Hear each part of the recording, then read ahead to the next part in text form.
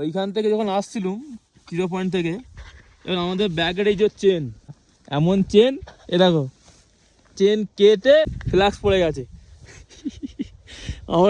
আমরা ভাবছি বাড়িতে গেলে মানে এবার ঝামেলা হবেই। আমাকে দিচ্ছিল নি ফ্ল্যাক্সটা, ভালো ফ্ল্যাক্স বড়, আমাকে বলছি তুমি একটু ছোটো ফ্ল্যাক্স নিয়ে নাও, এই ফ্ল্যাক্স দেবনি। না না কী হবে তাও বলে নিয়ে এসেছি। এবার রাস্তায় পড়ে গেছে, আমরা এবার এইখানে দাঁড়িয়ে আছি, এইখানটা এই যে এখানে দাঁড়িয়ে আছি। আমি ভেবেছি একটা গাড়ি আসে জিজ্ঞেস করবো, নাহলে কী হবে গিয়ে গ্যাংটকে গিয়ে নিতে হবে। তো কী করবো, 10-20 মিনিট দাঁড়িয়ে থাকার পর একটা গাড়ি আসছিলো, আসতে তাকে আমি হাত দেখাতেই সে বুঝে গেছে যে এদেরই ফ্ল্যাক্স। আমি বলছি দাদা একটা ফ্ল্যাক্স পেয়েছো পেপার জড়ানো? বলছে হ্যাঁ হ্যাঁ হ্যাঁ এই যে ফ্ল্যাক্সটা দিয়েছে, এই দেখো তুবড়ে গেছে। যাই হোক ঠাকুরের আশীর্বাদে পেয়েছি ভালো, নাহলে এক্ষুনি আমার 1000-1200 টাকা চলে যেত।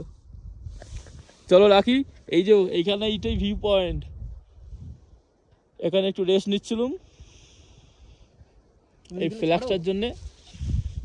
চলো রাখি, পরে কথা হচ্ছে।